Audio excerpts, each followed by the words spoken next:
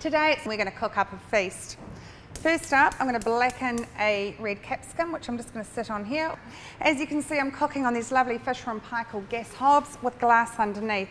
This does make a little bit of a mess, but that will just wipe away. All I'm doing is burning the skin so it blisters, and then we're going to rub that off and have the sweet capsicum underneath.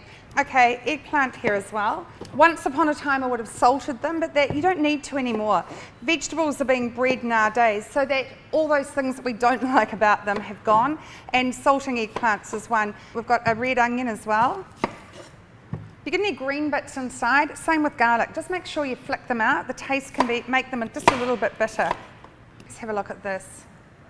Okay, so that's probably going to take 5 minutes or so to get a good blackening happening. So what I might do is get the other veggies started.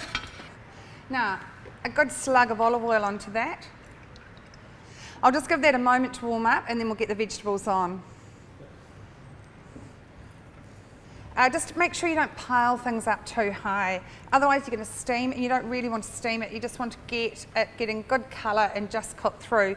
The onion doesn't matter too much about how cooked you get that, but the eggplant definitely needs to be cooked. And I might just give that another help with a little bit more of that. And let's give it a grind of pepper as well while it's cooking.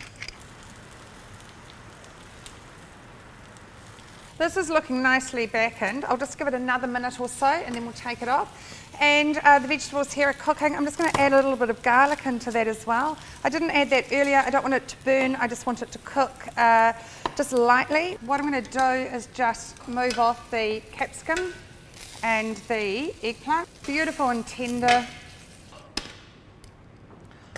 Completely ready for the lamb. I'm just going to give that a drizzle of oil, just so it doesn't stick to the pan, and then we're just going to cook these for a couple of minutes on each side.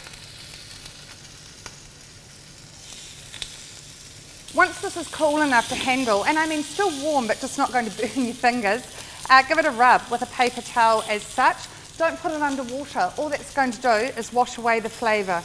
Once you've got the skin off, just halve it. Then, and be relatively careful that you don't disturb all the seeds, and we'll just flick them out. Open it out, and then using your knife just scrape away some of that excess membrane. I'm just going to slice that into strips and pop it in with the vegetables here.